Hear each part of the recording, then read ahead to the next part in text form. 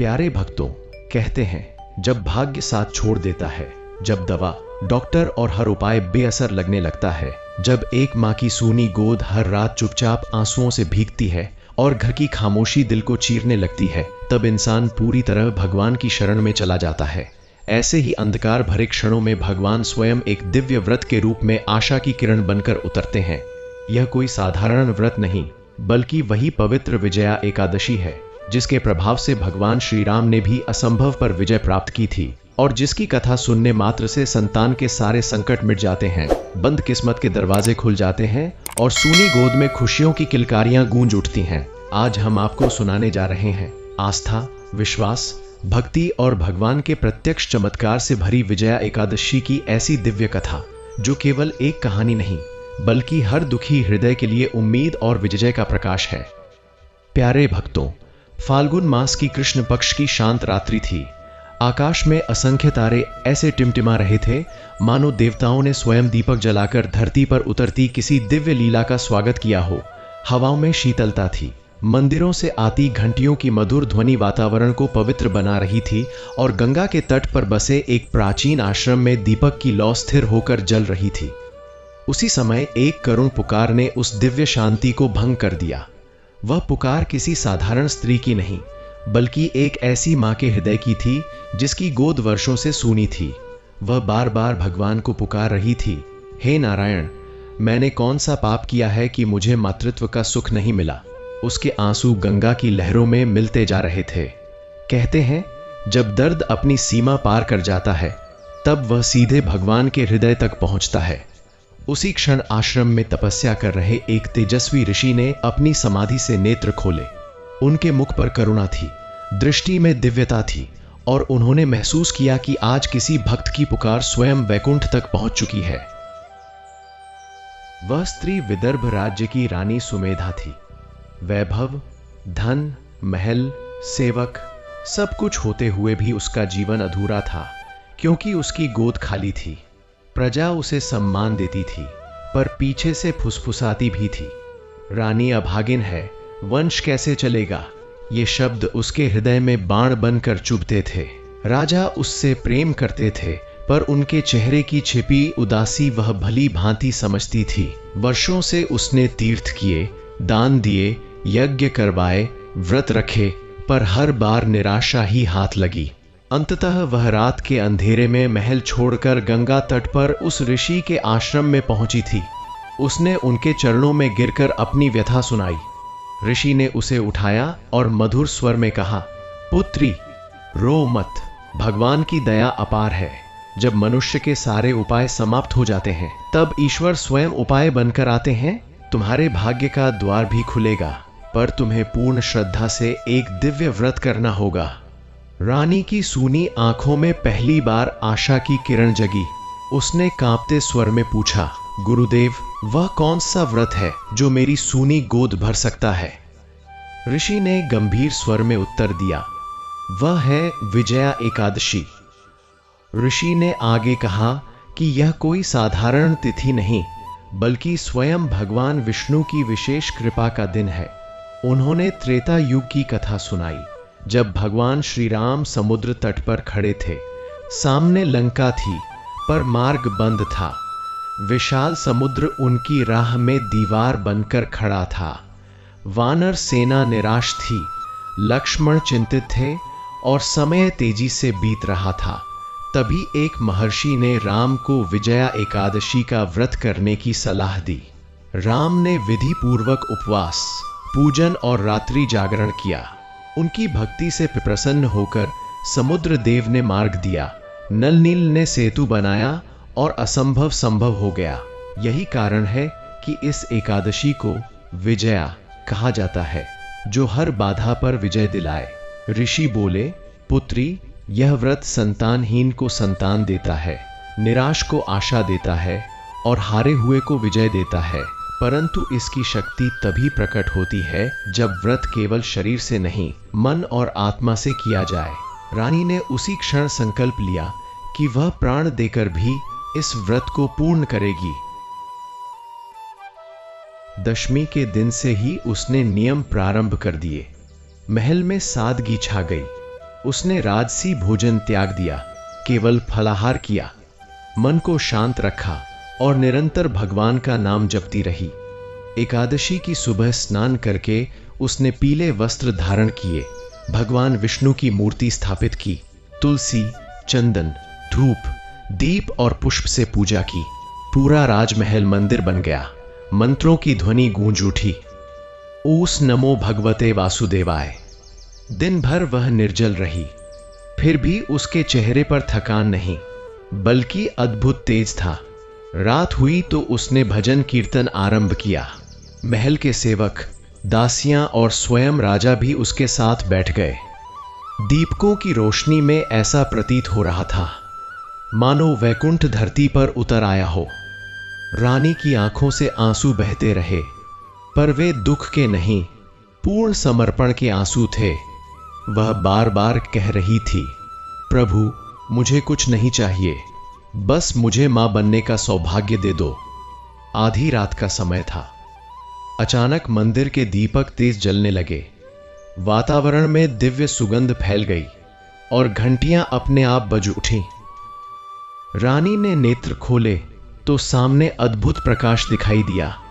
उस प्रकाश से 4 भुजाओं वाले भगवान विष्णु प्रकट हुए, हाथों में शंख, चक्र, गदा और पद्म, पीतांबर धारण किए, मुख पर मधुर मुस्कान। उनकी आभा इतनी प्रखर थी कि सबके नेत्र झुक गए। रानी रोती हुई उनके चरणों में गिर पड़ी। भगवान बोले, सुमेधा, तुम्हारी भक्ति से मैं प्रसन्न हूं। तुम्हें केवल पुत्र ही नहीं, बल्कि धर्मात्मा, तेजस्वी और लोक कल्याणकारी पुत्र प्राप्त होगा। और जो भी श्रद्धा से इस विजया एकादशी की कथा सुनेगा, उसके जीवन के सारे संकट दूर होंगे, विशेषकर संतान से जुड़े दुख समाप्त होंगे। यह वरदान देकर भगवान अंतर्धान हो गए। रानी का हृदय आनंद से भर उठा। उसे लगा जैसे वर्षों का अंधकार पल भर में मिट गया हो। कुछ ही समय बाद शुभ संकेत मिलने लगे। महल में खुशखबरी फैली कि रानी गर्भवती है। पूरे राज्य में उत्सव मनाया गया। मंदिरों में दीप जलाए गए, दान दिए गए, भजन हुए। राजा की आंखों में आंसू थे, पर वे प्रसन्नता के आंसू थे। रानी हर दिन भगवान को धन्यवाद देती, परंतु संसार में जहां प्रकाश होता है, वहां अंधकार भी ईर्ष्या करता है। राज्य का एक दुष्ट मंत्री, जो स्वयं सिंहासन पाना चाहता था, यह समाचार सुनकर क्रोधित हो उठा। उसने सोचा, यदि राजकुमार जन्म ले लेगा तो मेरा स्वप्न कभी पूरा नहीं होगा। उसके मन में षड्यंत्र जन्म लेने लगा। उसने तांत्रिकों और कुटिल लोगों को साथ मिलाकर रानी को हानि पहुंचाने की योजना बनाई। उधर रानी को कुछ अनहोनी का आभास होने लगा, पर उसे विश्वास था कि विजया एकादशी का वरदान उसकी रक्षा करेगा। एक रात जब आकाश में काले बादल छाए थे और महल में सब सो रहे थे, तभी दुष्ट मंत्री ने तांत्रिकों को भेजा। वे महल के पीछे से प्रवेश कर मंत्रों से अशुभ शक्तियां बुलाने लगे। अचानक वातावरण भारी हो गया, दीपक बुझने लगे और रानी के कक्ष में अजीब सी ठंडक फैल गई। रानी भयभीत होकर भगवान का नाम जपने लगी। उसी समय उसे ऋषि के शब्द याद आए, संकट आए तो नारायण का स्मरण करना। उसने आंखें बंद कर पूरी शक्ति से पुकारा, हे विष्णु, मेरी रक्षा कीजिए। तभी आकाश में गर्जना हुई, तेज प्रकाश फैला और महल के ऊपर सुदर्शन चक्र घूमता दिखाई दिया। तांत्रिक भय से कांप उठे। उनके मंत्र निष्फल हो गए और वे भाग खड़े हुए। मंत्री का षड्यंत्र उसी क्षण नष्ट हो गया। रानी समझ गई कि यह सब भगवान की कृपा से हुआ है। उसका विश्वास और दृढ़ हो गया। समय बीतता गया और अंततः वह पावन दिन आया जब रानी ने एक सुंदर, तेजस्वी पुत्र को जन्म दिया। जैसे ही बालक की किलकारी गूंजी, पूरा महल आनंद से भर उठा। आकाश में मानो पुष्प वर्षा होने लगी। मंदिरों में शंख बज उठे और प्रजा ने जयकारे लगाए, नारायण की जय, विजया एकादशी की जय। रानी ने अपने शिशु को हृदय से लगाया तो उसे लगा जैसे स्वयं भगवान ने उसे अपनी गोद भरने का सुख दिया हो। उस दिन से राज्य में यह विश्वास फैल गया कि जो भी श्रद्धा से विजया एकादशी का व्रत करेगा या उसकी कथा सुनेगा, उसके जीवन में कभी निराशा नहीं रहेगी, सूनी गोद भरेगी, संकट मिटेंगे और हर दुख पर विजय मिलेगी। प्यारे भक्तों, यही इस दिव्य कथा का आरंभ है। भक्ति, विश्वास और भगवान की अटूट कृपा का प्रमाण। जो मन से सुनता है उसके जीवन में भी चमत्कार अवश्य घटित होते हैं। आगे की कथा में आप जानेंगे कि यही बालक आगे चलकर कैसे पूरे राज्य का उद्धार करता है और विजया एकादशी की महिमा को संसार भर में फैलाता है। प्यारे भक्तों, कहते हैं जब भाग्य साथ छोड़ देता है, जब दवा, डॉक्टर और हर उपाय बेअसर लगने लगता है, जब एक माँ की सूनी गोद हर रात चुपचाप आंसुओं से भीगती है और घर की खामोशी दिल को चीरने लगती है, तब इंसान पूरी तरह भगवान की शरण में चला जाता है। ऐसे ही अंधकार भरे क्षणों में भगवान स्वयं एक दिव्य व्रत के रूप में आशा की किरण बनकर उतरते हैं। यह कोई साधारण व्रत नहीं, बल्कि वही पवित्र विजया एकादशी है जिसके प्रभाव से भगवान श्री राम ने भी असंभव पर विजय प्राप्त की थी और जिसकी कथा सुनने मात्र से संतान के सारे संकट मिट जाते हैं, बंद किस्मत के दरवाजे खुल जाते हैं और सूनी गोद में खुशियों की किलकारियां गूंज उठती हैं। आज हम आपको सुनाने जा रहे हैं आस्था, विश्वास, भक्ति और भगवान के प्रत्यक्ष चमत्कार से भरी विजया एकादशी की ऐसी दिव्य कथा जो केवल एक कहानी नहीं, बल्कि हर दुखी हृदय के लिए उम्मीद और विजय का प्रकाश है। बहुत समय पहले आर्यावर्त के मध्य भाग में एक समृद्ध राज्य था जिसका नाम था धर्मपुर। वहां के राजा धर्मवीर, न्यायप्रिय, दयालु और प्रजावत्सल थे। प्रजा उन्हें पिता के समान मानती थी, परंतु राजमहल के भीतर एक ऐसा दुख पल रहा था जिसे कोई नहीं देख पाता था। वर्षों बीत गए थे, ऋतुएं बदली, उत्सव आए और चले गए, पर राजवंश में संतान का जन्म नहीं हुआ। रानी पद्मावती का हृदय दिन रात इसी पीड़ा से भरा रहता। जब भी वह महल की बालकनी से बच्चों को खेलते देखती, उसके नेत्र भर आते। वह सोचती, क्या मेरे जीवन में कभी यह सुख आएगा? राजवैद्य से लेकर महान यज्ञों तक सब उपाय किए गए, पर भाग्य मानो रूठा हुआ था। धीरे धीरे प्रजा के बीच फुसफुसाहट होने लगी कि राज्य का भविष्य अधर में है। इन शब्दों ने रानी के मन को और तोड़ दिया। अंततः एक रात उसने भगवान विष्णु की मूर्ति के सामने दीपक जलाकर प्रण लिया कि अब वह केवल ईश्वर की शरण में जाएगी, क्योंकि मनुष्य के सारे उपाय विफल हो चुके थे। रानी ने कठोर व्रत और जप आरंभ कर दिया। वह प्रातःकाल गंगा स्नान करती, तुलसी के पास दीप जलाती और घंटों असे नमो भगवते वासुदेवाय का जाप करती। उसके आंसू भक्ति में बदल गए थे। एक दिन राजमहल में एक वृद्ध तपस्वी पधारे, जिनके मुख पर अद्भुत तेज था। राजा ने उनका आदर सत्कार किया। जब रानी ने अपनी पीड़ा सुनाई तो तपस्वी कुछ क्षण मौन रहे, फिर बोले, राजन, यह दुख कर्मों का परिणाम अवश्य है, पर इसका समाधान भी है। फाल्गुन मास की कृष्ण पक्ष की विजया एकादशी का व्रत यदि विधि पूर्वक किया जाए तो भगवान स्वयं भक्त की हर बाधा हर लेते हैं। यह वही तिथि है जिसने श्री राम को विजय दिलाई थी। रानी ने उनके चरण पकड़ लिए। गुरुदेव, मुझे विधि बताइए। तब उन्होंने दशमी से संयम, एकादशी को निर्जल उपवास, रात्रि जागरण, विष्णु सहस्र नाम का पाठ और दान पुण्य की पूरी विधि समझाई। साथ ही कहा, व्रत केवल शरीर का नहीं, मन का भी होना चाहिए। शंका मत करना, विश्वास ही सबसे बड़ा मंत्र है। निर्धारित तिथि आई तो पूरे महल का वातावरण बदल गया। सोने चांदी के आभूषणों की जगह सादगी ने ले ली। रानी ने पीले वस्त्र धारण किए और स्वयं भगवान विष्णु की प्रतिमा को फूलों से सजाया। तुलसी की माला, चंदन की सुगंध और घी के दीपों की पंक्तियां महल को मंदिर बना रही थीं। राजा भी उसके साथ बैठे रहे। दिन भर रानी ने अन्न जल का त्याग किया, पर उसके चेहरे पर अद्भुत तेज था। शाम को भजन कीर्तन आरंभ हुआ। गोविंद बोलो, हरि गोपाल बोलो की ध्वनि से वातावरण गूंज उठा। रात गहराती गई, पर उसकी आंखों में नींद नहीं थी। वह केवल भगवान के चरणों का स्मरण करती रही। उसके मन में एक ही पुकार थी, प्रभु मुझे मातृत्व का वरदान दे दीजिए, चाहे मेरे प्राण ही क्यों न चले जाएं। उसकी भक्ति इतनी सच्ची थी कि मानो स्वर्ग तक पहुंच रही थी। आधी रात के समय अचानक एक चमत्कार हुआ। मंदिर में रखा दीपक स्वयं प्रज्वलित हो उठा, सुगंधित पुष्प झरने लगे और मधुर शंख ध्वनि सुनाई दी। रानी ने आंखें खोली तो सामने दिव्य प्रकाश फैला था। उस प्रकाश से चार भुजाधारी भगवान विष्णु प्रकट हुए। उनका स्वर मधुर और करुणामय था। पद्मावती, तुम्हारी भक्ति ने मुझे प्रसन्न कर दिया है।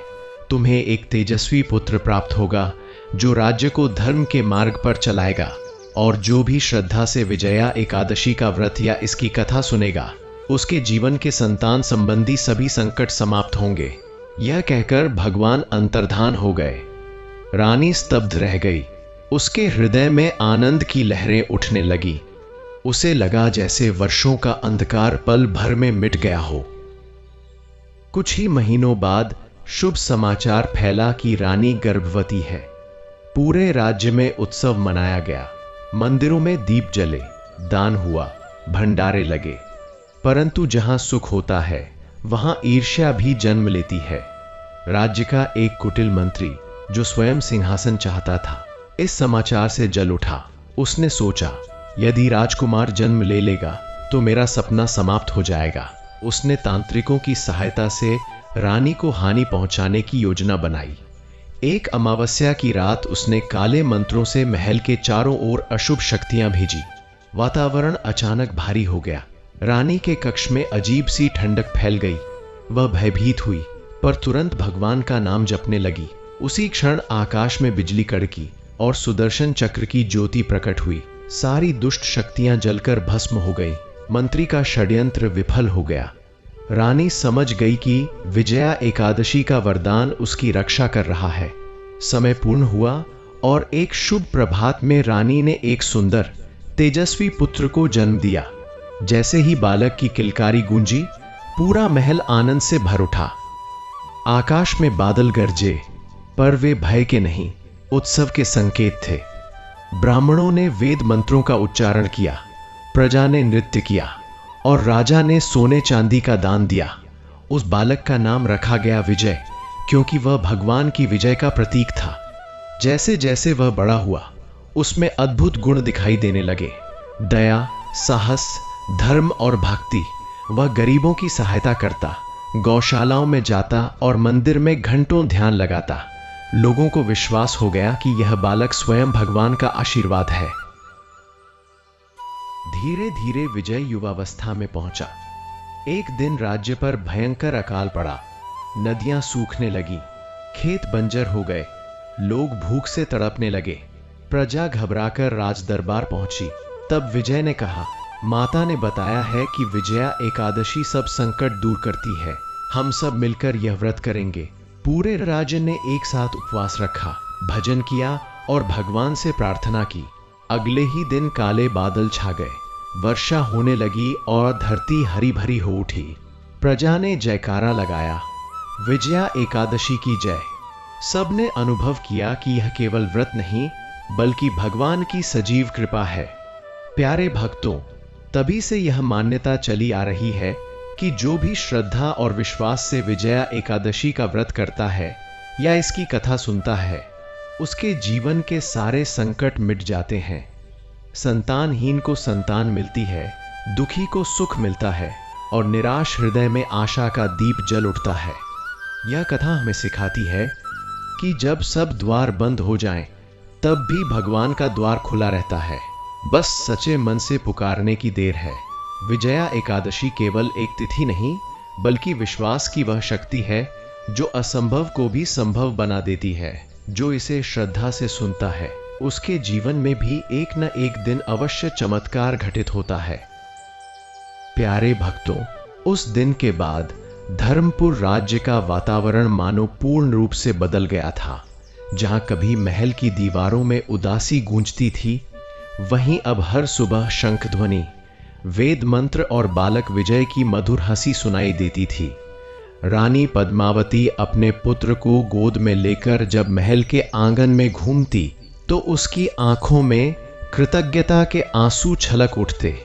वह बार बार भगवान विष्णु की मूर्ति के सामने सिर झुकाकर कहती, प्रभु, यह सब आपकी विजया एकादशी का प्रसाद है। राजकुमार विजय बचपन से ही अन्य बच्चों से भिन्न था। वह खिलौनों से कम और मंदिर की घंटियों से अधिक आकर्षित होता। जहां अन्य बालक खेल में मग्न रहते, वहां वह तुलसी के पास बैठकर चुपचाप मंत्र सुनता। कभी कभी उसके मुख से स्वयं नारायण शब्द निकल पड़ता, जिसे सुनकर महल के सब लोग आश्चर्यचकित रह जाते। ऐसा प्रतीत होता था मानो उस बालक के हृदय में जन्म से ही भक्ति का दीप जल रहा हो। प्रजा उसे देखते ही आशीर्वाद देती, यह बालक राज्य का भाग्य बदलेगा। और सचमुच उसके आने के बाद राज्य में सुख, शांति और समृद्धि बढ़ने लगी थी। समय पंख लगाकर उड़ता गया। विजय धीरे धीरे किशोरावस्था में पहुंचा। उसे वेद, शास्त्र, धनुर्विद्या, नीति और धर्म का ज्ञान दिया जाने लगा। गुरुकुल में भी वह अन्य राजकुमारों से अलग था। जहां बाकी बालक प्रतियोगिता और अभिमान में उलझते, वहां विजय विनम्रता से सबकी सहायता करता। वह भोजन से पहले गायों को घास खिलाता, गरीब बालकों को अपने वस्त्र दे देता और रात को सोने से पहले भगवान का स्मरण करता। गुरुजन कहते, यह केवल राजा का पुत्र नहीं, ईश्वर का दूत है। एक दिन उसने अपनी माता से पूछा, माता, मुझे ऐसा क्यों लगता है कि भगवान ने मुझे किसी विशेष कार्य के लिए भेजा है। तब रानी ने उसे विजया एकादशी का पूरा रहस्य बताया, कैसे उसकी प्राप्ति भगवान के वरदान से हुई थी। यह सुनकर विजय की आंखें भर आईं। उसने प्रण लिया कि वह जीवन भर इस व्रत की महिमा का प्रचार करेगा और हर दुखी व्यक्ति की सहायता करेगा। उसी समय राज्य पर एक नई विपत्ति मंडराने लगी। पड़ोसी राज्य का दुष्ट राजा महाबल धर्मपुर की समृद्धि से ईर्ष्या करता था। उसने सोचा, यह छोटा सा राज्य इतना सुखी कैसे? अवश्य इनके पास कोई दिव्य शक्ति है। उसने आक्रमण की योजना बनाई। उसकी विशाल सेना हाथियों, घोड़ों और रथों से सुसज्जित थी। जासूसों ने खबर दी कि महाबल कुछ ही दिनों में युद्ध छेड़ देगा। राज दरबार में चिंता छा गई। राजा धर्मवीर वृद्ध हो चुके थे और सेना संख्या में कम थी। मंत्रीगण भयभीत थे कि अब राज्य को बचाना कठिन है। तभी विजय शांत स्वर में बोला, पिताश्री, भय मत कीजिए। जहां भगवान की कृपा हो, वहां शत्रु क्या कर सकता है। कुछ ही दिनों में विजया एकादशी आने वाली है। हम सब मिलकर यह व्रत करेंगे। भगवान स्वयं हमारी रक्षा करेंगे। उसकी आंखों में अटूट विश्वास था। उसकी दृढ़ता ने सबको साहस दिया। एकादशी का दिन आया। पूरे राज्य में घोषणा कर दी गई कि सभी नागरिक व्रत रखें और भगवान विष्णु का नाम जपें। मंदिरों में दीपों की पंक्तियां सजाई गई। भजन कीर्तन होने लगे। स्त्रियां तुलसी पर जल चढ़ाने लगी। वृद्ध लोग कथा सुनने लगे और बच्चे भी गोविंद का नाम लेने लगे। विजय स्वयं नंगे पांव मंदिर मंदिर जाकर लोगों को प्रेरित करता रहा। उसने अन्न जल त्याग दिया और रात्रि भर भजन करता रहा। उसकी आवाज में ऐसी करुणा थी कि सुनने वालों की आंखें नम हो जाती। वह बार बार कहता, हे नारायण, यदि मेरी भक्ति सच्ची है तो मेरे राज्य की रक्षा कीजिए। उस रात ऐसा लगा मानो पूरा राज्य एक परिवार बन गया हो। सब एक ही प्रार्थना कर रहे हों। आकाश में बादल गरज रहे थे, पर लोगों के हृदय में अद्भुत शांति थी। उधर महाबल की सेना अगले दिन आक्रमण के लिए बढ़ी, पर जैसे ही वे धर्मपुर की सीमा पर पहुंचे, अचानक आकाश काला हो गया। तेज तूफान उठा और घोर वर्षा शुरू हो गई। नदी उफान पर आ गई। रास्ते दलदल बन गए। हाथी फिसलने लगे। रथ टूट गए। सैनिक भयभीत हो उठे। उन्हें ऐसा लगा मानो कोई अदृश्य शक्ति उन्हें आगे बढ़ने से रोक रही हो। तभी आकाश में तेज प्रकाश चमका और कुछ सैनिकों ने सुदर्शन चक्र का आभास देखा। वे चिल्लाने लगे, यह देवताओं का प्रकोप है। महाबल घबरा गया। उसने सेना को वापस लौटने का आदेश दे दिया। बिना युद्ध के ही शत्रु पराजित हो गया। जब यह समाचार धर्मपुर पहुंचा तो सबने भगवान का जयकारा लगाया। विजय ने मंदिर में जाकर सिर झुका दिया। प्रभु, यह आपकी विजय है, मेरी नहीं। परंतु कहानी यहीं समाप्त नहीं हुई। कुछ समय बाद राज्य में भयंकर महामारी फैल गई। लोग बीमार पड़ने लगे। वैद्य भी असहाय हो गए। महल में फिर चिंता छा गई। विजय ने तुरंत निर्णय लिया कि फिर से विजया एकादशी का सामूहिक व्रत किया जाएगा। उसने स्वयं रोगियों की सेवा की, औषधि बांटी, भूखों को भोजन दिया। वह दिन रात बिना विश्राम के लोगों के बीच रहा। उसकी करुणा देखकर लोग कहते, यह राजकुमार नहीं, स्वयं विष्णु का अंश है। एकादशी की रात सबने मिलकर कथा सुनी, भजन किया और भगवान से रक्षा की प्रार्थना की। आश्चर्य की बात यह हुई कि अगले ही दिन से रोग कम होने लगा। जिनके बचने की आशा नहीं थी, वे भी स्वस्थ होने लगे। राज्य में फिर से जीवन लौट आया। लोगों का विश्वास अटल हो गया कि विजया एकादशी सचमुच संकटों की विनाशिनी है। वर्षों बीत गए। राजा धर्मवीर ने वृद्धावस्था में विजय को सिंहासन सौंप दिया। विजय ने राजकाज संभालते ही घोषणा की कि हर वर्ष विजया एकादशी पर पूरे राज्य में अन्नदान, कथा और सामूहिक व्रत होगा। उसने धर्म, दया और न्याय से राज्य चलाया। उसके शासन में कोई भूखा नहीं सोता था, कोई अन्याय नहीं होता था। दूर दूर से लोग उसकी कीर्ति सुनकर आते और कहते, हमें भी वह व्रत बताइए जिसने आपके जीवन को इतना दिव्य बना दिया। विजय स्वयं कथा सुनाता और कहता, यह मेरी नहीं, भगवान की महिमा है। धीरे धीरे विजया एकादशी की महिमा पूरे आर्यावर्त में फैल गई। लोग श्रद्धा से व्रत करने लगे और असंख्य घरों में संतान, सुख और समृद्धि का आगमन हुआ। प्यारे भक्तों, यही इस दिव्य कथा का संदेश है कि जब मनुष्य पूरी श्रद्धा से भगवान की शरण में जाता है, तब असंभव भी संभव हो जाता है। विजया एकादशी केवल उपवास नहीं, बल्कि विश्वास, संयम और भक्ति की परीक्षा है। जो इसे सच्चे मन से करता है या इसकी कथा सुनता है, उसके जीवन के अंधकार मिट जाते हैं, सूनी गोद भरती है, रोग दूर होते हैं, शत्रु पराजित होते हैं और मन में शांति आती है। इसलिए जब भी जीवन में संकट आए, निराश मत होना। बस भगवान विष्णु का नाम लेकर विजया एकादशी का स्मरण करना।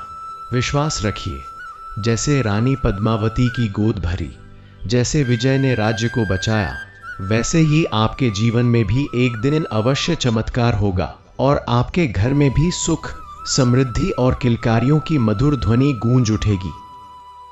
प्यारे भक्तों, राजा विजय के राज्यारोहण के बाद धर्मपुर की धरती पर मानो स्वर्ण युग उतर आया था। चारों ओर हरियाली लहलहाने लगी, नदियां निर्मल जल से भर गईं, खेतों में अन्न ऐसे उगता मानो स्वयं धरती माता प्रसन्न होकर आशीर्वाद दे रही हो। प्रजा निश्चिंत होकर जीवन जीने लगी। नगर के बाजारों में रौनक रहती, मंदिरों में भजन गूंजते और हर घर में दीपक जलता। पर राजा विजय के मन में कभी अभिमान नहीं आया। वह प्रातःकाल उठकर सबसे पहले भगवान विष्णु के मंदिर में जाता, चरणों में दंडवत प्रणाम करता और कहता, प्रभु, यह सब आपकी कृपा है, मैं तो केवल निमित्त मात्र हूं। उसकी यही विनम्रता उसे और महान बनाती थी। वह राज सिंहासन पर बैठते समय भी अपने सिर पर तुलसी दल रखता, ताकि उसे स्मरण रहे कि सत्ता से बड़ा ईश्वर है। प्रजा जब उसे देखती तो कहती, ऐसा राजा तो भाग्य से ही मिलता है। परंतु संसार का नियम है कि जहां धर्म बढ़ता है, वहां अधर्म भी अपनी शक्ति जुटाने लगता है। कहीं दूर अंधकार में एक ऐसी शक्ति जाग रही थी जिसे धर्मपुर की यह समृद्धि सहन नहीं हो रही थी। उसी समय वन प्रदेश के भीतर एक क्रूर तांत्रिक रहता था, जिसका नाम था कालकेतु। वह वर्षों से काली शक्तियों की साधना कर रहा था। उसे मानव सुख, भक्ति और भगवान का नाम सुनना भी सहन नहीं था। जब उसने सुना कि धर्मपुर में विजया एकादशी का व्रत करके लोग रोग, शत्रु और दुख से मुक्त हो रहे हैं, तो उसके भीतर ईर्ष्या की आग भड़क उठी। उसने सोचा, यदि यह व्रत लोगों को भगवान से जोड़ता रहा तो मेरी तांत्रिक शक्तियां व्यर्थ हो जाएंगी। मुझे इस राज्य की आस्था तोड़नी होगी। उसने अपने मंत्रों से मायावी शक्तियां उत्पन्न की और संकल्प लिया कि वह धर्मपुर की शांति नष्ट कर देगा। धीरे धीरे राज्य के आसपास अजीब घटनाएं होने लगी। रात में पशु विचित्र स्वर करने लगे, पेड़ों की शाखाएं स्वयं टूटने लगी और लोगों के मन में अनजाना भय बैठने लगा।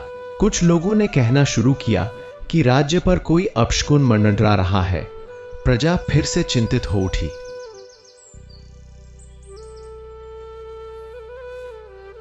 राज दरबार में जब ये समाचार पहुंचे तो मंत्रीगण घबरा गए। उन्होंने राजा विजय से कहा, महाराज, यह साधारण संकट नहीं लगता। अवश्य कोई दुष्ट शक्ति हमारे विरुद्ध कार्य कर रही है। विजय शांत भाव से सब सुनता रहा। उसके मुख पर भय का चिन्ह तक नहीं था। उसने कहा, जहां भगवान का नाम गूंजता है वहां अंधकार अधिक देर नहीं टिक सकता। हमें अपने विश्वास को और मजबूत करना होगा। उसने घोषणा की कि पूरे राज्य में 7 दिनों तक सत्संग, कथा और नाम स्मरण होगा। स्वयं वह हर गांव में गया, लोगों को समझाया, भय मत करो, भगवान हमारी रक्षा करेंगे। उसकी वाणी में ऐसी दृढ़ता थी कि लोगों के हृदय से डर धीरे धीरे दूर होने लगा।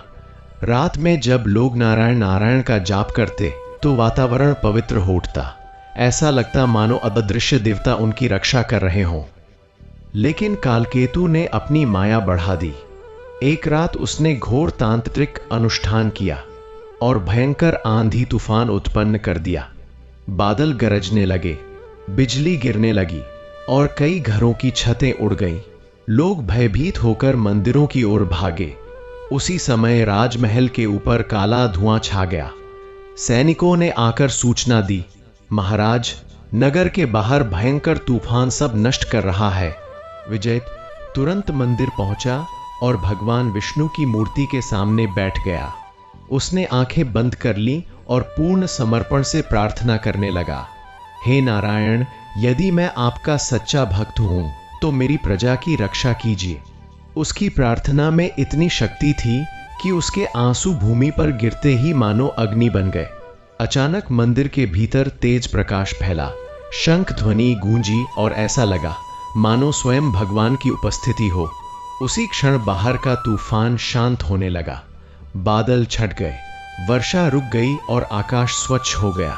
लोगों ने इसे चमत्कार माना और भगवान का जयकारा लगाया।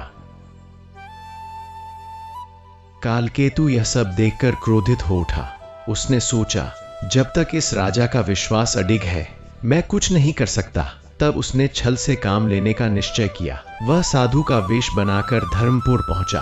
उसकी दाढ़ी लंबी थी, माथे पर तिलक था और हाथ में कमंडल। वह लोगों से कहने लगा, विजया एकादशी का व्रत व्यर्थ है, यह सब अंधविश्वास है। कुछ सरल लोग उसके शब्दों में आ गए। राज्य में भ्रम फैलने लगा। जब यह बात विजय तक पहुंची तो उसने उस साधु को दरबार में बुलवाया। कालकेतु ने तर्क वितर्क करना शुरू किया और भगवान की शक्ति को झुठलाने लगा। विजय ने शांत स्वर में कहा, यदि तुम्हें व्रत पर विश्वास नहीं तो कोई बात नहीं, पर आस्था तोड़ना अधर्म है। चलो, आगामी विजया एकादशी को हम दोनों व्रत करेंगे। यदि भगवान की कृपा न हुई तो मैं तुम्हारी बात मान लूंगा। कालकेतु ने इसे अवसर समझकर चुनौती स्वीकार कर ली। एकादशी का दिन आया। विजय ने पूरे नियम से व्रत किया, निर्जल उपवास, भजन, दान, सेवा। पर कालकेतु भीतर ही भीतर कुटिलता रखे था। उसने रात में तांत्रिक मंत्रों से मंदिर की शक्ति भंग करने की कोशिश की, पर जैसे ही उसने मंत्र पढ़े मंदिर के दीपक और तेज जल उठे। विजय भगवान का नाम लेकर ध्यान में बैठा था। अचानक उसके चारों ओर दिव्य प्रकाश फैल गया। कालकेतु की माया उसी क्षण टूटने लगी। उसे लगा जैसे कोई अदृश्य शक्ति उसे बांध रही है। तभी आकाश से गर्जना हुई और सुदर्शन चक्र का तेज प्रकट हुआ। कालकेतु कांप उठा। उसका वेश नष्ट हो गया और उसका असली भयानक रूप सामने आ गया। वह रोने लगा, मुझे क्षमा कर दो, मैं अधर्म के मार्ग पर था। विजय ने उसे दंड देने के बजाय कहा, यदि सच्चे मन से पश्चाताप है तो भगवान का नाम लो। कालकेतु ने पहली बार नारायण कहा और उसी क्षण उसकी सारी काली शक्तियां समाप्त हो गईं। उस घटना के बाद धर्मपुर में विश्वास और भी बढ़ गया। लोग समझ गए कि भक्ति से बड़ी कोई शक्ति नहीं। कालकेतु भी वहीं रहकर सेवा करने लगा। राजा विजय ने उसे आश्रय दिया और कहा, ईश्वर सबको सुधारने का अवसर देते हैं। धीरे धीरे वह भी भजन करने लगा और उसका जीवन बदल गया। इस घटना ने पूरे राज्य को सिखाया कि दुष्ट से दुष्ट व्यक्ति भी भगवान की शरण में आकर सुधर सकता है। विजया एकादशी का पर्व उस वर्ष और भी भव्यता से में मनाया गया। लाखों दीप जले, अन्नदान हुआ और कथा सुनने दूर दूर से लोग आए। हर किसी के मन में यही भाव था कि यह तिथि सचमुच विजय दिलाने वाली है, बाहरी शत्रुओं पर भी और भीतर के अंधकार पर भी। प्यारे भक्तों, इस प्रकार राजा विजय का जीवन स्वयं एक उदाहरण बन गया। उसने सिद्ध कर दिया कि सच्ची भक्ति में इतनी शक्ति होती है कि वह युद्ध टाल सकती है, रोग मिटा सकती है और दुष्ट हृदय को भी पवित्र बना सकती है। विजया एकादशी केवल संतान का सुख ही नहीं देती, बल्कि जीवन की हर लड़ाई में विजय का आशीर्वाद देती है।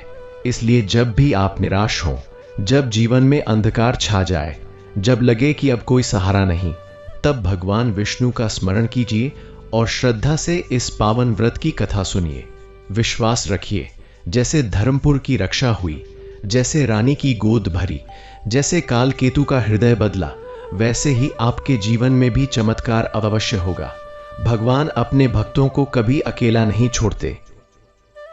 प्यारे भक्तों, काल केतु के परिवर्तन के बाद धर्मपुर राज्य में भक्ति की ऐसी गंगा बहने लगी कि हर हृदय में भगवान का नाम बस गया। जो लोग पहले केवल सुख में ही भगवान को याद करते थे, वे अब हर श्वास में नारायण जपने लगे। नगर की गलियों में सुबह सुबह शंख ध्वनि गूंजती, स्त्रियां आंगन में रंगोली बनाकर तुलसी पर जल चढ़ाती और बच्चे भी खेलते खेलते भगवान के भजन गुनगुनाते। राजा विजय ने आदेश दिया कि राज्य का प्रत्येक घर विजया एकादशी के दिन दीप जलाएगा और कम से कम एक भूखे को भोजन कराएगा। इससे लोगों के भीतर दया और सेवा की भावना और प्रबल हो गई। धीरे धीरे धर्मपुर केवल समृद्ध ही नहीं, बल्कि आध्यात्मिक रूप से भी संपन्न बन गया। दूर दूर से यात्री आते और कहते, यह राज्य नहीं, धरती पर वैकुंठ है। परंतु विजय के मन में एक ही भावना रहती, यह सब प्रभु की कृपा है, मुझे केवल उनकी सेवा करनी है। वह रात को महल की छत पर बैठकर तारों को देखता और सोचता कि ईश्वर ने उसे जो जीवन दिया है, वह केवल प्रजा की भलाई के लिए है। एक दिन प्रातःकाल जब विजय मंदिर में ध्यान लगा रहा था, तभी एक वृद्धा रोती हुई उसके पास आई। उसके कपड़े फटे थे, चेहरा आंसुओं से भीगा था। उसने कहा, महाराज, मेरा इकलौता पुत्र कई वर्षों से बीमार है। वैद्य, औषधि, पूजा सब कर चुकी, पर वह ठीक नहीं होता। मैंने सुना है विजया एकादशी की कथा सुनने से संतान के सारे संकट मिट जाते हैं। क्या मेरे बेटे के लिए भी कोई आशा है? विजय ने उसे उठाया और बड़े प्रेम से कहा, माँ, भगवान के घर देर है, अंधेर नहीं। तुम श्रद्धा से व्रत करो, कथा सुनो और विश्वास रखो, भगवान अवश्य कृपा करेंगे। उसने स्वयं उस वृद्धा को अन्न, वस्त्र और औषधि दी। अगले कुछ दिनों तक वह बालक के पास जाकर हालचाल पूछता रहा। जब एकादशी आई तो वह वृद्धा पूरी श्रद्धा से मंदिर में बैठी रही, आंसू बहाती रही और कथा सुनती रही। आश्चर्य की बात यह हुई कि कुछ ही दिनों में उसका पुत्र स्वस्थ होने लगा। जब वह चलकर मंदिर आया और विजय के चरणों में झुका तो सबकी आंखें नम हो गईं। लोगों ने फिर अनुभव किया कि यह व्रत सचमुच चमत्कारी है। समय के साथ विजय की कीर्ति चारों दिशाओं में फैल गई। पड़ोसी राज्यों के राजा भी उससे सलाह लेने आने लगे। एक बार उत्तर दिशा से एक राजा आया, जिसका राज्य लगातार युद्ध और विद्रोह से घिरा था। उसने कहा, महाराज, मेरे राज्य में शांति नहीं है, भाई भाई से लड़ रहे हैं, प्रजा दुखी है, क्या आपके पास कोई उपाय है? विजय ने मुस्कुराकर कहा, जहां लोभ और क्रोध होते हैं वहां शांति नहीं रहती। आप अपने राज्य में विजया एकादशी का सामूहिक व्रत कराइए, दान कीजिए और प्रजा को एक साथ भगवान का नाम लेने के लिए प्रेरित कीजिए। जब मन शुद्ध होगा तभी राज्य सुधरेगा। वह राजा विजय की बात मानकर चला गया।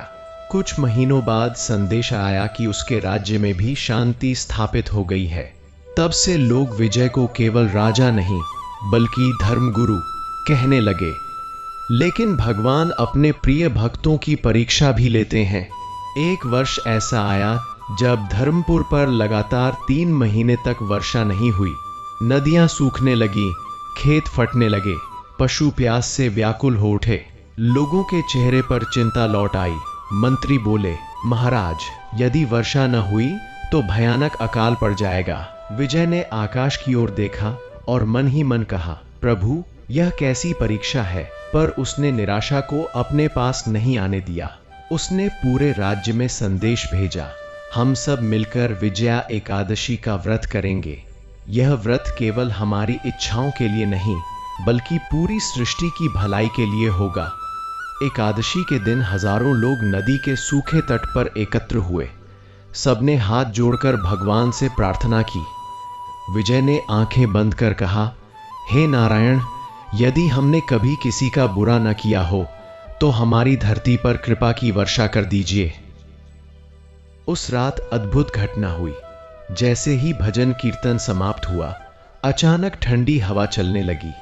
आकाश में बादल उमड़ आए, बिजली चमकी और देखते ही देखते मूसलाधार वर्षा शुरू हो गई। सूखी धरती ने पानी को ऐसे सोखा मानो वर्षों से प्यासे हों। लोग खुशी से नाच उठे, बच्चे बारिश में भीगने लगे और स्त्रियां भगवान का धन्यवाद करने लगी। विजय ने सिर झुकाकर कहा, प्रभु, आप सचमुच दीन बंधु हैं। उस दिन से लोगों का विश्वास और भी अटूट हो गया। वे समझ गए कि विजया एकादशी केवल व्यक्तिगत सुख के लिए नहीं, बल्कि पूरे समाज की रक्षा के लिए भी है। धीरे धीरे विजय वृद्ध होने लगा, पर उसकी भक्ति और सेवा कम नहीं हुई। उसके बाल सफेद हो गए थे, पर आंखों में वही तेज था। वह अक्सर युवाओं को बुलाकर कहता, धर्म ही जीवन का आधार है। यदि भगवान को भूल जाओगे तो सब कुछ होते हुए भी खाली रह जाओगे। उसने अपने पुत्र को भी यही शिक्षा दी कि सत्ता का अभिमान कभी मत करना। एक रात उसने स्वप्न में देखा कि भगवान विष्णु मुस्कुरा रहे हैं और कह रहे हैं, विजय, तुम्हारा कार्य पूर्ण हुआ, अब तुम हमारे धाम आने की तैयारी करो। सुबह उठकर उसके चेहरे पर अद्भुत शांति थी। उसने मंदिर में जाकर लंबा ध्यान किया और प्रजा को बुलाकर आशीर्वाद दिया। सब समझ गए कि उनका प्रिय राजा अब संसार छोड़ने वाला है। अगली विजया एकादशी की रात विजय ने निर्जल व्रत रखा। पूरे राज्य में भजन हो रहे थे। वह मंदिर में भगवान के सामने बैठा रहा, आंखें बंद, होठों पर नारायण का नाम। आधी रात को मंदिर में दिव्य प्रकाश फैला। लोगों ने देखा कि उसके चेहरे पर अलौकिक मुस्कान है। धीरे धीरे उसकी श्वास शांत हो गई, मानो दीपक की लौ बिना बुझाए ही आकाश में विलीन हो गई हो। उसी क्षण कुछ लोगों को आकाश में पुष्पवर्षा दिखाई दी। सब समझ गए कि भगवान स्वयं अपने भक्त को लेने आए हैं। पूरा राज्य रो पड़ा, पर साथ ही गर्व भी था कि उनका राजा सीधा वैकुंठ धाम गया है। प्यारे भक्तों, इस प्रकार राजा विजय की कथा हमें सिखाती है कि सच्ची भक्ति और विश्वास से जीवन की हर बाधा पर विजय पाई जा सकती है। विजया एकादशी केवल एक व्रत नहीं, बल्कि भगवान से जुड़ने का माध्यम है। यह संतान का सुख देती है, रोग हरती है, शत्रु मिटाती है और अंत में मोक्ष का मार्ग खोल देती है। जो भी श्रद्धा से इसकी कथा सुनता है या व्रत करता है, उसके जीवन में अवश्य कोई ना कोई चमत्कार घटित होता है। इसलिए कभी निराश मत होना, कभी भगवान पर संदेह मत करना। बस सच्चे मन से उनका नाम लो और विजया एकादशी की महिमा को याद रखो। विश्वास रखिए, जैसे धर्मपुर में विजय मिली, वैसे ही आपके जीवन में भी अवश्य विजय का सूर्य उदय होगा। प्यारे भक्तों, राजा विजय के वैकुंठ गमन के बाद धर्मपुर की धरती कुछ समय तक शोक में डूबी रही। जिन गलियों में कभी उनके रथ के पहियों की ध्वनि गूंजती थी, वहां अब स्मृतियों की नमी थी। मंदिरों की घंटियां तो बजती थीं, पर हर ध्वनि में एक विरह छिपा था। प्रजा को लगता था मानो उनके जीवन का आधार ही चला गया हो। महल के आंगन में जहां वे प्रतिदिन प्रातःकाल तुलसी को जल चढ़ाते थे, वहां अब केवल दीपक की लौ उनकी अनुपस्थिति में भी टिमटिमाती रहती।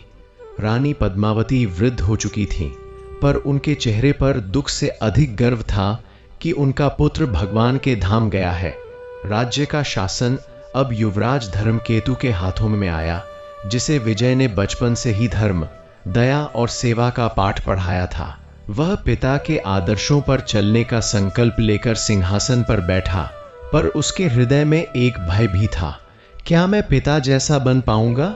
उसी क्षण उसे स्मरण आया कि विजय कहा करते थे, राजा नहीं, भगवान राज्य चलाते हैं, हम तो केवल सेवक हैं। यही विचार उसके लिए संबल बन गया। धर्मकेतु ने शासन संभालते ही सबसे पहले यह आदेश दिया कि विजया एकादशी का पर्व पहले से भी अधिक श्रद्धा से मनाया जाएगा। उसने राज्य के प्रत्येक गांव में कथा मंडप बनवाए, जहां ब्राह्मण कथा सुनाए और लोग मिलकर भजन करें।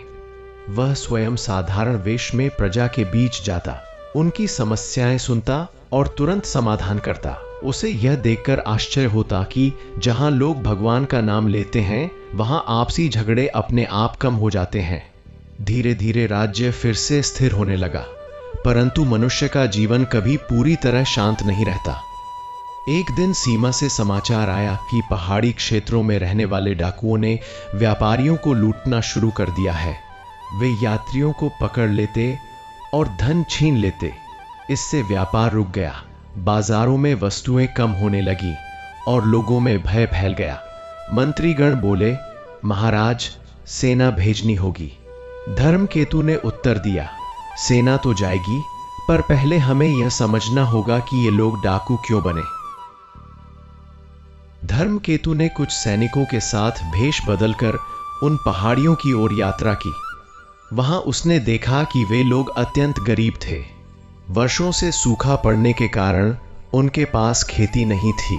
भूख से मजबूर होकर वे लूटपाट करने लगे थे।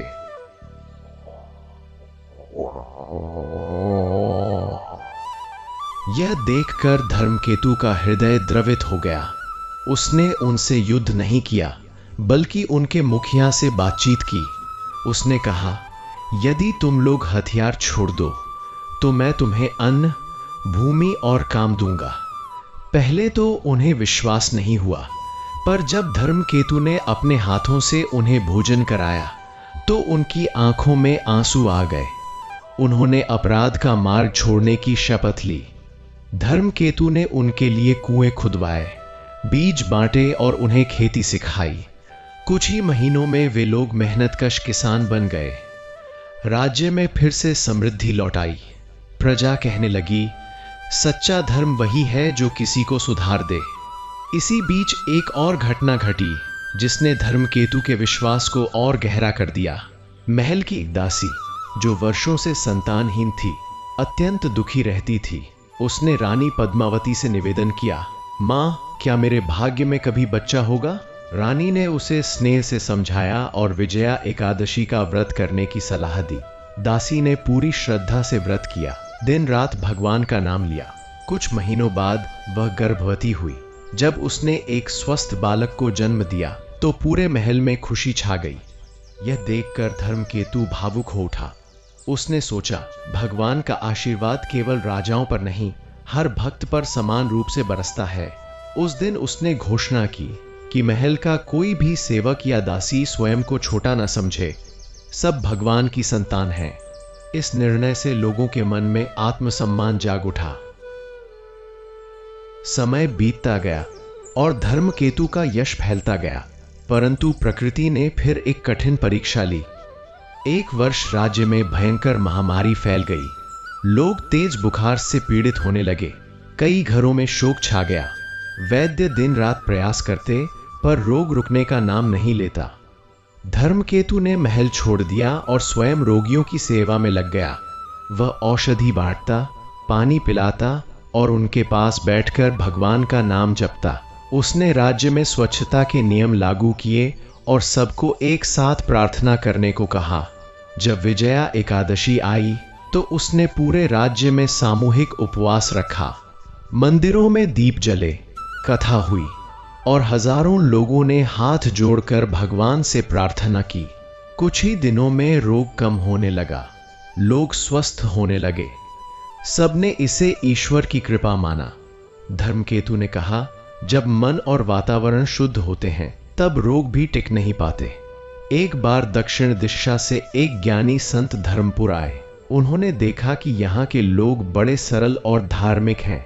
उन्होंने धर्मकेतु से कहा, राजन, तुमने अपने पिता की परंपरा को जीवित रखा है, पर याद रखो, धर्म केवल उत्सवों से नहीं बल्कि निरंतर सेवा से बढ़ता है। यह सुनकर धर्मकेतु ने राज्य में गुरुकुल, चिकित्सालय और अन्न क्षेत्र स्थापित कराए। अब कोई भूखा नहीं सोता था, कोई अशिक्षित नहीं रहता था। बच्चों को शिक्षा और संस्कार दोनों दिए जाते। संत ने प्रसन्न होकर आशीर्वाद दिया, यह भूमि सदैव पवित्र रहेगी, क्योंकि यहाँ आस्था और करुणा साथ साथ चलती हैं। धर्मकेतु ने विनम्रता से उनके चरण स्पर्श किए। धीरे धीरे धर्मपुर की ख्याति दूर देशों तक फैल गई। व्यापारी, साधु, यात्री सब यहाँ आकर शांति अनुभव करते। विजया एकादशी का पर्व पूरे राज्य का सबसे बड़ा उत्सव बन गया। उस दिन घर घर दीप जलते, भजन कीर्तन होता, गरीबों को भोजन मिलता, बच्चे भी उत्साह से कथा सुनते। लोगों को लगता मानो इस दिन भगवान स्वयं धरती पर घूमते हों। धर्मकेतु जब मंदिर में खड़ा होकर प्रार्थना करता तो उसे अपने पिता की छवि दिखाई देती। उसे महसूस होता कि विजय की आत्मा अब भी राज्य की रक्षा कर रही है। वह मन ही मन कहता, पिताश्री, आपने जो मार्ग दिखाया मैं उसी पर चल रहा हूं। प्यारे भक्तों, इस प्रकार पीढ़ी दर पीढ़ी विजया एकादशी की महिमा धर्मपुर में जीवित रही। यह केवल एक कथा नहीं रही बल्कि जीवन का आधार बन गई। लोगों ने सीखा कि संकट चाहे कितना भी बड़ा क्यों न हो, विश्वास उससे बड़ा होता है। जब मन सच्चा हो और कर्म पवित्र हो, तब भगवान की कृपा अवश्य मिलती है। इसलिए यदि जीवन में अंधकार आए, यदि आशाएं टूटने लगे, तो निराश न हो। श्रद्धा का दीप जलाइए, भगवान का नाम लीजिए और इस पावन व्रत की कथा सुनिए। जो इसे अपनाता है उसके घर में सुख, शांति और संतोष का वास होता है और उसके जीवन में भी एक दिन ऐसी विजय अवश्य आती है जिसे कोई शक्ति रोक नहीं सकती। प्यारे भक्तों, समय का चक्र निरंतर घूमता रहा और धर्मपुर की धरती पर शांति की हरियाली फैलती चली गई। पर संसार का नियम है कि जहां प्रकाश होता है वहां कहीं न कहीं छाया भी जन्म लेती है। एक वर्ष वर्षा ऋतु के बाद उत्तर दिशा के पर्वतों से एक अनजान साधु राज्य में आया। उसका रूप तेजस्वी था, पर उसकी आंखों में कोई गहरा रहस्य छिपा था। वह नगर के द्वार पर बैठकर मौन साधना करता और आने जाने वालों को केवल मुस्कुराकर देखता। धीरे धीरे लोगों में चर्चा होने लगी कि यह कोई सिद्ध पुरुष है। धर्मकेतु ने भी उसे आदरपूर्वक महल में बुलाया। साधु ने भोजन स्वीकार किया, पर अधिक बात नहीं की। केवल इतना कहा, राजन, समृद्धि के बाद सबसे बड़ी परीक्षा आती है अहंकार की। यदि मन में मैं आ गया तो सारी कृपा क्षण भर में छिन जाती है। यह वचन सुनकर धर्मकेतु गहरे चिंतन में डूब गया। उसे लगा मानो भगवान ने स्वयं चेतावनी दी हो कि सेवा का मार्ग कभी न छोड़ना। उसी समय राज्य के कुछ धनी व्यापारी, जिन्हें अपनी संपत्ति पर घमंड था, प्रजा से कठोर व्यवहार करने लगे। वे मजदूरों को कम वेतन देते और गरीबों को अपमानित करते। धर्मकेतु को जब यह समाचार मिला तो उसने उन्हें सभा में बुलाया। क्रोध के स्थान पर उसने करुणा से समझाया, धन भगवान की देन है, अधिकार नहीं। यदि तुम्हारे कारण किसी की आंख में आंसू आए तो तुम्हारा वैभव व्यर्थ है। पर वे नहीं माने। तब धर्मकेतु ने निर्णय लिया कि जो व्यापारी धर्म का पालन नहीं करेंगे उनसे कर बढ़ाया जाएगा और उनकी आय का बड़ा भाग गरीबों की सहायता में लगाया जाएगा। कुछ ही दिनों में उनका अहंकार टूट गया। वे स्वयं अन्न क्षेत्र में दान देने लगे। राज्य में फिर से समानता का भाव जागा। लोगों ने अनुभव किया कि न्याय तभी सच्चा है जब उसमें दया भी हो। इन्हीं दिनों धर्मकेतु की पत्नी रानी सुभद्रा, जो अत्यंत धार्मिक और कोमल हृदय की थी, लंबे समय से संतान की इच्छा रखती थी। विवाह के कई वर्ष बीत गए, पर उनकी गोद सूनी थी। वे रातों में मंदिर में जाकर भगवान के सामने दीपक जलाती और मौन प्रार्थना करती। प्रजा के सुख के लिए जीने वाले धर्मकेतु के मन में भी यह पीड़ा छिपी थी। पर वह इसे किसी से कहता नहीं था। एक दिन वही रहस्यमयी साधु महल में आया और बोला, राजन, मन की सबसे गहरी इच्छा भी भगवान के चरणों में समर्पित कर दो। विजया एकादशी का व्रत पूरे राज्य के साथ करो, फल अवश्य मिलेगा। यह सुनकर रानी की आंखों में आशा की चमक आ गई। उन्होंने संकल्प लिया कि इस बार व्रत पूरी श्रद्धा से करेंगी। विजया एकादशी का दिन आया। प्रातःकाल से ही पूरे धर्मपुर में भक्ति की ध्वनि गूंजने लगी। मंदिरों में फूलों की वर्षा हुई, शंखनाद हुआ और हर घर में उपवास रखा गया। धर्मकेतु और सुभद्रा ने साधारण वस्त्र पहने, राजसी आभूषण त्याग दिए और सामान्य भक्तों की तरह पंक्ति में बैठकर कथा सुनी। कथा के समय रानी की आंखों से आंसू बहते रहे। वे भगवान से केवल एक ही प्रार्थना कर रही थीं, हे प्रभु, यदि मेरे भाग्य में मातृत्व है तो मुझे अपनी कृपा दीजिए, और यदि नहीं है तो मुझे यह पीड़ा सहने की शक्ति दीजिए। उनके मन की सच्चाई देखकर सबकी आंखें नम हो गईं। उस दिन पूरा राज्य एक परिवार की तरह प्रार्थना कर रहा था। कुछ महीनों बाद एक अद्भुत परिवर्तन दिखाई दिया। रानी के चेहरे पर नई आभा थी। वैद्य ने जांच कर बताया कि वे गर्भवती हैं। यह समाचार सुनते ही पूरे राज्य में उत्सव छा गया। लोग मिठाइयां बांटने लगे, मंदिरों में दीप जलाए गए। धर्मकेतु ने आकाश की ओर देखकर धन्यवाद दिया। उसे लगा मानो उसके पिता और भगवान दोनों ने मिलकर उसके घर को खुशियों से भर दिया है। रानी ने 9 महीने तक अत्यंत संयम रखा, भजन सुनती, गरीबों को दान देती और हर दिन भगवान का नाम जपती। अंततः शुभ घड़ी आई और उन्होंने एक सुंदर पुत्र को जन्म दिया। बालक के चेहरे पर अद्भुत तेज था। उसका नाम रखा गया विजय प्रसाद। बालक के जन्म के साथ ही राज्य में जैसे सौभाग्य का प्रवाह बढ़ गया। खेतों में अच्छी फसल हुई, व्यापार बढ़ा और लोगों के मन में उत्साह भर गया। धर्मकेतु ने समझा कि संतान केवल परिवार का सुख नहीं, बल्कि पूरे राज्य के लिए आशा का प्रतीक होती है। उसने प्रण किया कि वह अपने पुत्र को भी वही संस्कार देगा जो उसके पिता ने उसे दिए थे। विजय प्रसाद बचपन से ही मंदिर जाता, साधुओं के चरण छूता और गरीब बच्चों के साथ खेलता। उसे देखकर कोई नहीं कह सकता था कि वह राजकुमार है। उसकी सरलता सबका मन जीत लेती। प्रजा उसे अपना पुत्र मानने लगी।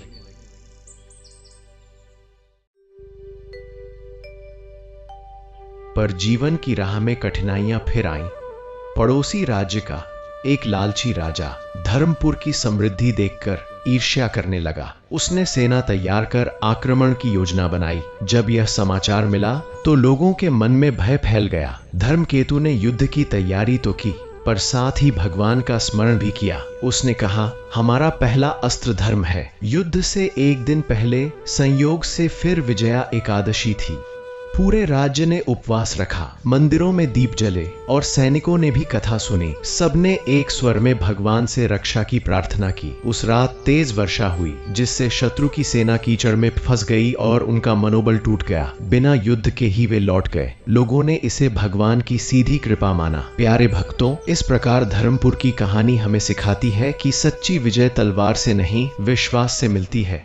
जब मनुष्य अपने कर्मों को भगवान को समर्पित कर देता है, तब हर संकट अपने आप छोटा हो जाता है। विजया एकादशी केवल एक तिथि नहीं, बल्कि जीवन जीने की दिशा है।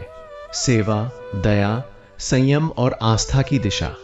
जो इस मार्ग पर चलता है, उसके जीवन में देर हो सकती है, पर अंधेरा कभी स्थायी नहीं रहता। अंततः भगवान की कृपा का सूरज अवश्य उगता है और तब हर सूनी गोद में हंसी गूंजती है, हर टूटे मन में साहस जागता है और हर घर में विजय का दीपक जल उठता है। प्यारे भक्तों, समय की धारा किसी सरिता की तरह आगे बढ़ती रही और धर्मपुर का नन्हा राजकुमार विजय प्रसाद धीरे धीरे बाल्यावस्था से शोरावस्था में प्रवेश करने लगा। उसकी आंखों में एक अजीब सी करुणा थी, मानो वह हर व्यक्ति के मन का दर्द पढ़ लेता हो। जब वह गुरुकुल जाता तो राजसी रथ के स्थान पर पैदल चलना पसंद करता, ताकि रास्ते में मिलने वाले किसानों, चरवाहों और बच्चों से बात कर सके। वह उनके साथ बैठकर रोटी खा लेता और उनकी समस्याएं सुनता। गुरुजन अक्सर धर्मकेतु से कहते, राजन, आपका पुत्र केवल शास्त्र ही नहीं, जीवन का ज्ञान भी सीख रहा है। यह सुनकर धर्मकेतु का हृदय गर्व से भर जाता।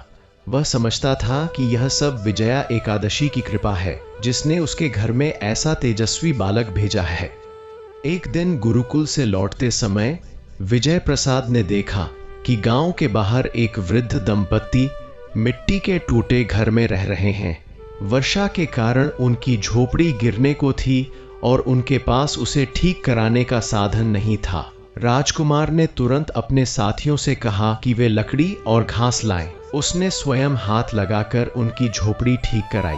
जब वृद्धा ने उसके सिर पर हाथ रखकर आशीर्वाद दिया तो उसकी आंखें नम हो गईं। उसने महसूस किया कि सेवा से जो संतोष मिलता है वह किसी राजसी सुख से बड़ा है। उस दिन से उसने प्रण लिया कि वह हर सप्ताह किसी न किसी जरूरतमंद की सहायता करेगा। धीरे धीरे उसकी यह आदत पूरे राज्य में प्रेरणा बन गई। बच्चे भी उसकी नकल करने लगे और एक दूसरे की मदद करने लगे। इसी बीच राज्य में एक विचित्र घटना घटी। लगातार कई रातों तक लोगों को स्वप्न आने लगे कि नदी का जल सूख रहा है और खेत बंजर हो रहे हैं। वैद्यों और ज्योतिषियों ने इसे आने वाले संकट का संकेत बताया। धर्मकेतु चिंतित हुआ। उसने सभाएं बुलाईं और उपाय पूछे। तभी वही पुराना सिद्ध साधु फिर से प्रकट हुआ, मानो समय समय पर भगवान उसे मार्गदर्शन देने भेजते हो। उसने कहा, प्रकृति भी भगवान का रूप है। यदि उसका सम्मान न हो तो संकट आता है। नदियों को स्वच्छ रखो, वृक्ष लगाओ, तभी रक्षा होगी। धर्मकेतु ने तुरंत आदेश दिया कि पूरे राज्य में वृक्षारोपण हो, नदी किनारे गंदगी न डाली जाए और जलाशयों की सफाई की जाए। प्रजा ने इसे धर्म समझकर काम शुरू कर दिया। कुछ ही समय में नदी का जल और भी स्वच्छ हो गया। लोगों ने जाना कि पर्यावरण की रक्षा भी पूजा के समान है।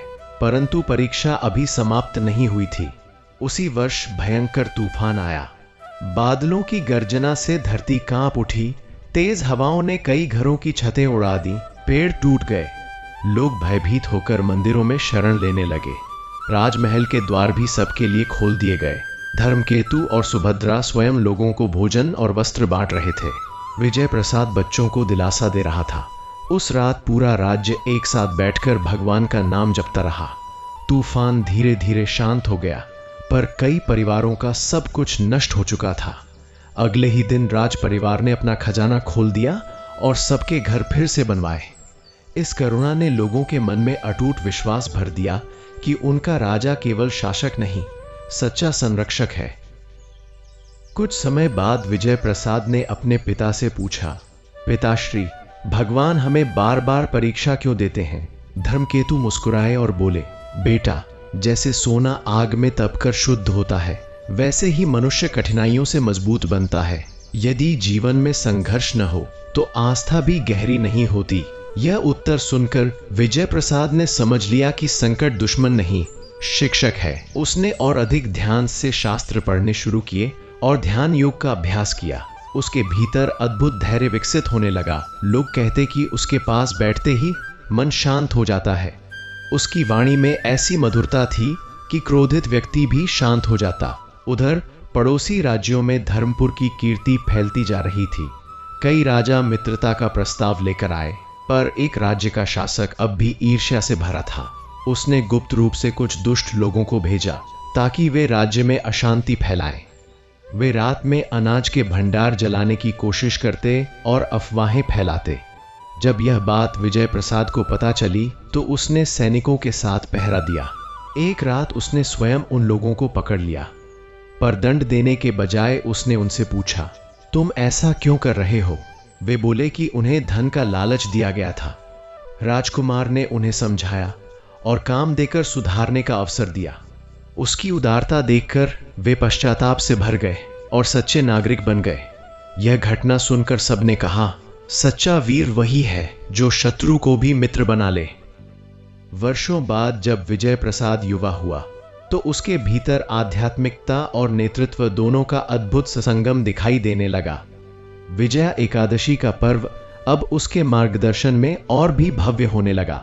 वह स्वयं कथा सुनाता और लोगों को बताता कि यह व्रत केवल इच्छाएं पूरी करने के लिए नहीं, बल्कि आत्मा को शुद्ध करने के लिए है। उसके शब्दों में इतनी सच्चाई होती कि श्रोता मंत्रमुग्ध हो जाते। कई निसंतान दंपतियों ने व्रत किया और उन्हें संतान प्राप्त हुई। कई दुखी परिवारों के घरों में शांति लौट आई। धीरे धीरे यह विश्वास पूरे प्रदेश में फैल गया कि जो श्रद्धा से भगवान का स्मरण करता है उसकी झोली खाली नहीं रहती। प्यारे भक्तों, इस प्रकार धर्मपुर की कथा आगे बढ़ती रही, जहां हर पीढ़ी ने आस्था को अपना आधार बनाया। विजय प्रसाद की सेवा, धर्मकेतु का न्याय और सुभद्रा की भक्ति, इन तीनों ने मिलकर उस भूमि को तीर्थ बना दिया। यह कहानी हमें याद दिलाती है कि भगवान के चमत्कार आसमान से नहीं उतरते, वे हमारे कर्मों और विश्वास से जन्म लेते हैं। जब मन निष्कपट हो, हृदय दयालु हो और जीवन में भगवान का नाम हो, तब हर दिन एकादशी बन जाता है और हर संघर्ष विजय में बदल जाता है। इसलिए यदि कभी जीवन में निराशा आए तो इस कथा को स्मरण करना, क्योंकि जहां सच्ची भक्ति है वहां हार शब्द का अस्तित्व ही नहीं रहता। प्यारे भक्तों, समय का रथ अब और तीव्र गति से आगे बढ़ने लगा था। धर्मकेतु वृद्धावस्था की ओर बढ़ रहे थे और उनके केशों में चांदी उतर आई थी, पर चेहरे पर वही तेज था जो वर्षों पहले उनके पिता विजय के मुख पर झलकता था। वे प्रातःकाल महल की छत पर खड़े होकर उठते, सूर्य को प्रणाम करते और मन ही मन भगवान से प्रार्थना करते कि उनका पुत्र विजय प्रसाद धर्म की इस परंपरा को सदैव जीवित रखे। उधर विजय प्रसाद अब पूर्णतः युवराज बन चुका था। वीरता में सिंह, करुणा में गंगा और बुद्धि में बृहस्पति के समान। प्रजा की दृष्टि में वही भविष्य का आधार था। जहां वह जाता, लोग श्रद्धा से झुक जाते। किंतु उसके भीतर कोई अहंकार नहीं था। वह स्वयं को केवल भगवान का सेवक मानता था। अक्सर वह रात में अकेले मंदिर में बैठकर कहता, हे प्रभु, मुझे ऐसा बनाइए कि मेरे कारण किसी की आंख में आंसू न आए। उसकी यह विनम्रता ही उसकी सबसे बड़ी शक्ति थी। एक वर्ष ऐसा आया जब राज्य में लगातार 3 ऋतुओं तक वर्षा कम हुई। नदियां सिकुड़ने लगी, तालाबों का जल घट गया और खेतों की हरियाली पीली पड़ने लगी। किसान चिंतित थे, पशुओं के लिए चारा कम पड़ने लगा। धीरे धीरे भय का वातावरण फैलने लगा कि कहीं भयंकर अकाल न आ जाए। धर्मकेतु ने तुरंत सभा बुलाई। मंत्री बोले कि अनाज भंडार सीमित हैं, यदि सूखा लंबा चला तो कठिनाई होगी। विजय प्रसाद ने सुझाव दिया कि अभी से अन्न का न्यायपूर्ण वितरण किया जाए, किसी को अधिक संचय करने की अनुमति न दी जाए। उसने स्वयं गांव-गांव जाकर लोगों को धैर्य बंधाया। उसने कहा, जब तक राजमहल में एक दाना भी है, तब तक कोई भूखा नहीं रहेगा। उसके शब्दों ने लोगों के मन से भय कम कर दिया, पर संकट की छाया अब भी मंडरा रही थी। इन्हीं दिनों वही प्राचीन सिद्ध संत पुनः प्रकट हुए। वे सीधे मंदिर में गए और ध्यान में बैठ गए। जब धर्मकेतु और विजय प्रसाद ने उनसे उपाय पूछा तो उन्होंने शांत स्वर में कहा, अकाल केवल प्रकृति का नहीं, मन का भी होता है। जब मनुष्य लोभ छोड़कर सामूहिक प्रार्थना करता है, तब देवता प्रसन्न होते हैं। इस बार विजया एकादशी का व्रत पूरे राज्य में अभूतपूर्व श्रद्धा से करो। केवल उपवास नहीं, सेवा और दान भी करो। जिस घर में अधिक अन्न है वह कम वाले को दे। यह सुनते ही विजय प्रसाद ने पूरे राज्य में घोषणा करवा दी कि विजया एकादशी को हर व्यक्ति कम से कम एक भूखे को भोजन अवश्य कराए। मंदिरों में अखंड कीर्तन शुरू हो गया। लोग अपने स्वार्थ भूलकर एक दूसरे की सहायता करने लगे। व्रत का दिन आया तो ऐसा लगा मानो पूरा धर्मपुर तीर्थ बन गया हो। किसी ने फल बांटे, किसी ने वस्त्र, किसी ने जल की व्यवस्था की। महिलाएं भजन गा रही थीं, बच्चे दीप सजा रहे थे। राज परिवार ने भी अपने आभूषण उतारकर दान कर दिए। विजय प्रसाद स्वयं अन्न क्षेत्र में बैठकर लोगों को भोजन परोस रहा था। उस दिन न राजा था न प्रजा, सभी केवल भक्त थे। संध्या के समय जब कथा आरंभ हुई तो आकाश में घने बादल घिर आए। कथा के अंतिम श्लोक के साथ ही बिजली चमकी और पहली वर्षा की बूंद धरती पर गिरी। देखते ही देखते मूसलाधार वर्षा होने लगी। लोग खुशी से नाच उठे। बच्चों ने आकाश की ओर हाथ फैलाए। सबकी आंखों में आंसू थे। यह केवल पानी नहीं, भगवान की कृपा थी। खेतों में फिर से जीवन लौट आया। उस चमत्कारिक वर्षा के बाद राज्य में ऐसी समृद्धि आई जैसी पहले कभी नहीं देखी गई थी। फसलें लहलहाईं, नदियां भर गईं और व्यापार कई गुना बढ़ गया। धर्मकेतु ने संतोष की सांस ली। उन्होंने विजय प्रसाद को पास बुलाकर कहा, बेटा, अब समय आ गया है कि तुम राज्य संभालो। मेरा शरीर थक चुका है। विजय प्रसाद की आंखें भर आईं, पर उसने पिता की आज्ञा स्वीकार की। भव्य समारोह में उसे राजा घोषित किया गया। धर्मकेतु ने राजमुकुट उसके सिर पर रखा और बोले, याद रखना, यह मुकुट भार है, सम्मान नहीं। इसे सेवा से हल्का रखना। यह वचन विजय प्रसाद के हृदय में अंकित हो गया। नए राजा के रूप में विजय प्रसाद ने पहले ही दिन घोषणा की कि राज्य का प्रथम धर्म प्रजा का कल्याण है। उसने शिक्षा, चिकित्सा और खेती के नए साधन विकसित करवाए। हर गांव में कुएं खुदवाए गए, गुरुकुलों का विस्तार हुआ और विधवाओं तथा अनाथों के लिए आश्रम बनाए गए। लोग कहते कि उसके शासन में न्याय इतनी सरलता से मिलता था कि किसी को अदालत तक जाने की आवश्यकता नहीं पड़ती। स्वयं राजा ही लोगों की समस्याएं सुन लेता। उसकी करुणा देखकर पड़ोसी राज्य भी प्रभावित हुए और शांति की संधि करने लगे। धर्मपुर सचमुच एक आदर्श राज्य बन गया। समय के साथ धर्मकेतु ने वनप्रस्थ धारण कर लिया। वे नदी किनारे आश्रम में रहने लगे और ध्यान भजन में लीन रहने लगे। एक दिन उन्होंने विजय प्रसाद को बुलाया और कहा, मैंने जीवन में एक ही बात सीखी है, सब कुछ भगवान की कृपा है, मनुष्य केवल माध्यम है। इतना कहकर उन्होंने आंखें मूंद लीं और शांत भाव से प्राण त्याग दिए। पूरा राज्य शोक में डूब गया, पर विजय प्रसाद ने आंसू पोंछकर कहा, पिताश्री कहीं गए नहीं, वे हमारे कर्मों में जीवित हैं। उनके अंतिम संस्कार के दिन हजारों लोगों ने विजया एकादशी का व्रत रखा, मानो उनकी स्मृति को प्रणाम कर रहे हों।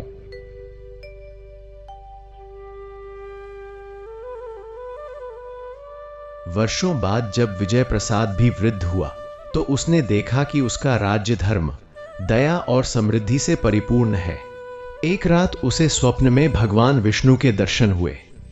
प्रभु मुस्कुराकर बोले, वत्स, तुमने विजया एकादशी की महिमा को जीवन में उतारा है। तुमने केवल कथा नहीं सुनी, उसे जिया है। इसलिए तुम्हारा नाम भी विजय के समान अमर रहेगा। प्रातःकाल उसने मंदिर जाकर लंबी प्रार्थना की और प्रजा को संदेश दिया कि सच्ची विजय धन या शक्ति से नहीं, बल्कि श्रद्धा और सेवा से मिलती है। कुछ ही समय बाद वह भी शांत मन से भगवान के धाम को चला गया। प्यारे भक्तों, यही है विजया एकादशी की दिव्य कथा का समापन। यह कथा हमें बताती है कि जब मनुष्य भगवान पर विश्वास रखकर धर्म का मार्ग अपनाता है तो असंभव भी संभव हो जाता है। सूनी गोद भर जाती है, अकाल में वर्षा हो जाती है और शत्रु भी मित्र बन जाते हैं। यह व्रत केवल तिथि नहीं, बल्कि जीवन जीने की कला है। त्याग, करुणा, संयम और प्रेम की कला। जो श्रद्धा से इस कथा को सुनता या सुनाता है, उसके जीवन के संकट धीरे धीरे मिटते जाते हैं और उसके घर में सुख शांति का वास होता है। इसलिए सदैव भगवान का स्मरण कीजिए, विजया एकादशी का पालन कीजिए और विश्वास रखिए कि अंत में विजय सत्य और भक्ति की ही होती है। जय श्री हरि, जय विजया एकादशी। दर्शक बंधु, यह भगवान विष्णु की पावन कथा यहीं समाप्त नहीं होती, क्योंकि श्रीहरि की लीलाएं कभी समाप्त नहीं होती। वे हर उस हृदय में जीवित रहती हैं जहां श्रद्धा की ज्योति जलती है, जहां विश्वास अडिग रहता है और जहां भक्ति का दीपक निरंतर टिमटिमाता रहता है। भगवान विष्णु अपने भक्तों को कभी अकेला नहीं छोड़ते। वे हर कठिन समय में कभी मार्गदर्शक बनकर, कभी रक्षक बनकर और कभी अदृश्य चमत्कार बनकर जीवन में प्रकट होते हैं। जब संसार के सभी रास्ते बंद हो जाते हैं, जब मनुष्य निराशा में डूब जाता है, तब वही नारायण आशा की किरण बनकर उसके जीवन में प्रकाश भर देते हैं। सूनी झोली को खुशियों से भर देते हैं और दुखों को दूर कर देते हैं। आज की इस कथा से हमने यही सीखा कि सच्ची श्रद्धा, धैर्य और भक्ति से भगवान अवश्य प्रसन्न होते हैं और अपने भक्त को वही प्रदान करते हैं जिसका वह सच्चे मन से अधिकारी होता है। यदि इस कथा को सुनकर आपके हृदय में भगवान विष्णु के प्रति प्रेम और विश्वास बढ़ा हो, यदि आपके मन में शांति और साहस की नई ऊर्जा जागी हो, तो आपसे विनम्र निवेदन है कि इस वीडियो को लाइक करें, चैनल सनातनी ज्ञान को सब्सक्राइब करें और बेल आइकन अवश्य दबाएं, क्योंकि ज्ञान बांटने से बढ़ता है और भक्ति सुनने से और भी गहरी होती है। हम फिर मिलेंगे एक नई कथा, एक नई प्रेरणा और श्री हरि के एक और दिव्य चमत्कार के साथ। तब तक भगवान विष्णु आपके जीवन से सभी दुख, भय और बाधाएं दूर करें और आपके घर में सुख, शांति, समृद्धि और मंगल का सदैव वास बनाए रखें। और नमो भगवते वासुदेवाय। जय श्री हरि, जय श्री विष्णु, जय सनातन धर्म।